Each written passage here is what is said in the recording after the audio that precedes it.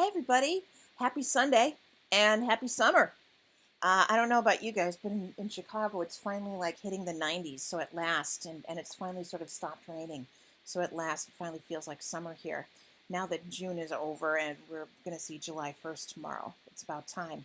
Anyway, we're talking about the S&P 500 as we get ready to trade the first trading day of Q3 2019 and the first day of the second half of the year as well.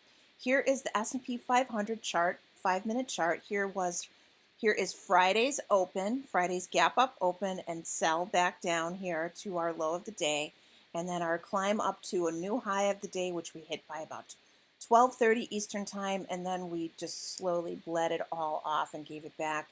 And so we hit a flat patch around 29.32 or so for an hour straight heading into the end of the day. Let's remember this 29.32 level going forward because for some reason this was a very sticky place where you can see the open was here on Friday. We saw some struggles to go back and forth. We had some data here. Or no, this was the European close and the initial sort of attempt to break out from above that 29.32 level. Anyway, and then at the end of the day, we 10 minutes. We had this big rally to end the day. I think that if this had been, I heard a piece of information right before I left for the day, and I posted it for you guys on the Twitter feed, that some guest on CNBC around lunchtime was talking about how 85% historically, the first trading day of July is an up day for the market. So in thinking about that over the course of the weekend, I'm thinking about it and I'm like, well, that makes sense because there's probably a lot of fund managers that need to put second half money to work. We're getting close to a holiday where things are going to be off, and they just want to get money out there and get it going to work before they leave and they get into the summer, into not just a big holiday where the market's going to be closed for a couple of days, but also just when the market slows down. Let's just get this money out there and get it to work. Anyway, so that could have some effect as to why that's 85% of the time an up day for the market. But here was our final 10 minutes. So the entire day, was achieved in the, basically in the final 30 minutes from this low here at 29.31 to a high here at 29 for the day at just below 29.44, 29.43.98.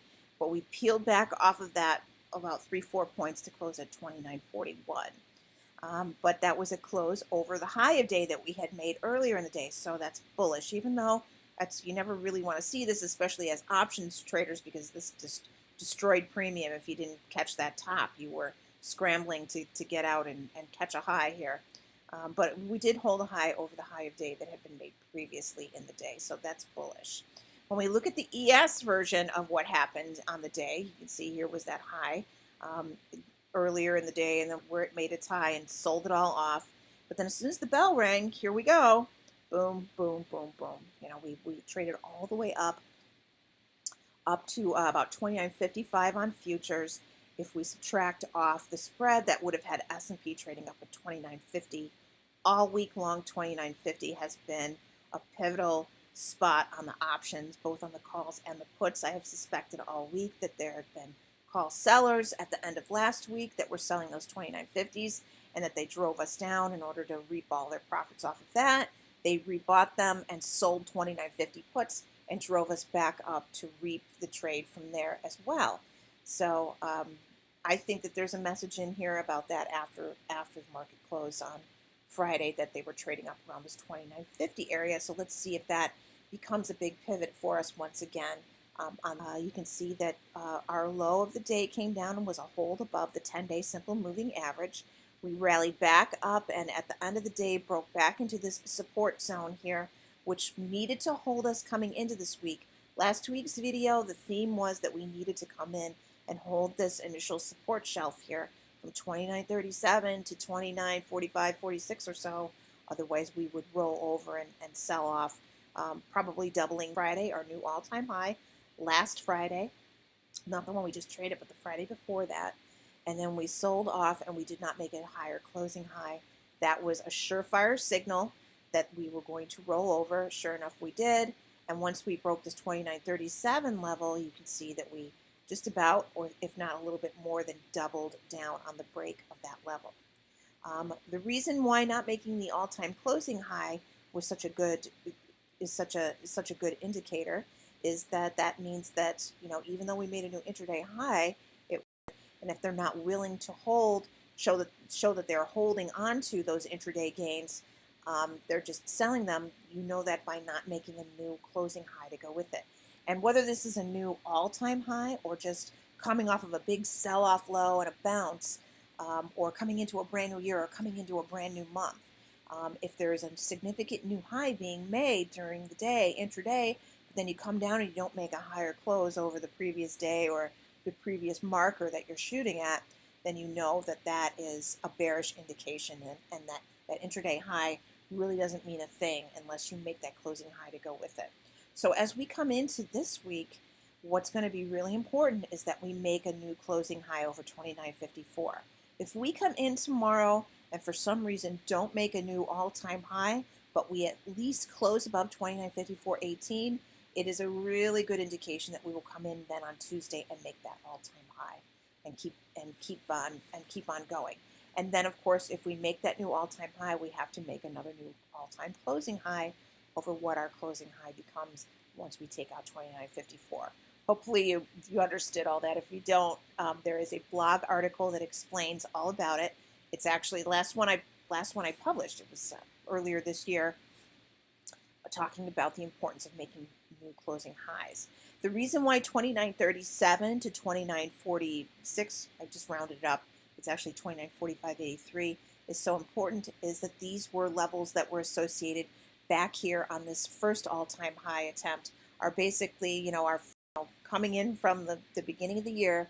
We traded all the way up here to this all-time high on May 1st, but we sold off and did not make the new closing high.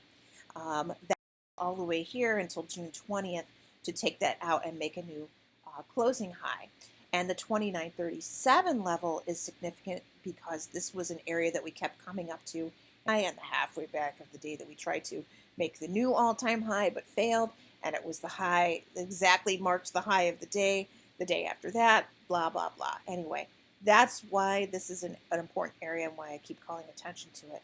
29.37 to about 29.46, about a 9-point range there that is significant, and we need to hold within this. If we at least need to hold within this area here and not break below that 29.37 again. If we break below that 29.37 level again, we're going to go down. We're going to test the 10-day. Maybe the 10-day simple moving average is going to be right up in here tomorrow. Eventually, it's going to flatten because it's going to pick up these candles here from the sell-off last week. It's going to flatten, and not be rising so fast. Maybe it's got one more day of rise in it, and it's going to be right here at 29.37 and flatten out here for a couple of days to add yet another even more important reason why we have to hold that level. Because as you can see, the first sign of death for the market is when you lose that 10-day simple moving average. This week we lost it and we closed below it for one day, but the following day we regained it with a gap up open and we ran. But below us now we have a gap that runs from Friday's low to Thursday's close. I have to put that bar on this chart. And then we have a bar as in this purple bar. These are gaps that are empty and need to be filled. And then we still have a gap from Thursday's low to Wednesday's close. So if things get weak, the first sign of weakness is going to be a loss of 29.37. You really do not want to be buying dips. If we lose 29.37, you want to wait and see what happens, because we're probably going to fill this gap. We're going to break the 10-day, fill this gap, and then fill this gap, which means we would trade all the way back down to test last week's low. Okay, so that's that. Let's take a look at the bigger picture here. We have our 50-day simple moving average cross. When we put the cursor right here on where those two simple moving averages crossed, we see it was right here on the day that we gapped up on Thursday. When we made our one flush through and closed below the 10-day on Wednesday, We turned around and gapped up open on Thursday and followed through on Friday with another gap up open. And underneath the surface, it was a 20-day simple moving average crossing up through the 50-day simple moving average, feeding that information in the algos that fund managers maybe are paying to have written, and they're going to follow that information, and they're going to buy when that algo tells them. How this 50-day cross here that happened earlier in the month caused a gap up and a buy program that led us into our all-time high. So these are important things. There's a blog article about that. It's actually one of the very first blog articles from the very beginning of when I first published, whether we come down and touch them, but it's also about which direction they're facing and running in, and if they are crossing. But right now, as you can see, we're ripe for a new all-time high. We're ripe for playing through our 80 handle rule. Basically, we're looking now towards getting to 3,000, and getting to 3,000 will take us through 2965. 2965 will get us 2980. 2980 to 85 will get us to 3,000. So basically, that's why I'm not really harping too much on upside levels, because I assume you guys with. Okay? Let's look at the calendar. Okay? This week, July 1st, annually an 85% chance of an up day. I've added this to my calendar now. After hearing that remark, I've been day trading for 15 years, and I don't know why I've never heard this before, and I've never seen this before my eyes strongly enough to make me want to mark it down on the calendar. But now I have, and now I will repeat it. As long as I keep this service going, I will be reminding you each year, because I have a reminder set on my calendar now. But an 85% chance of an up day. On Wednesday this week, the market closes at 1 o'clock Eastern. On Thursday, the market is closed the entire day for the 4th of July.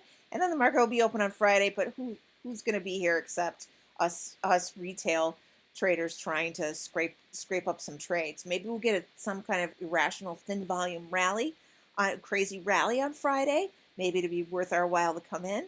I don't know that there'll be a big sell-off of any sort, but you never know. But in any case, count on it being thin volume.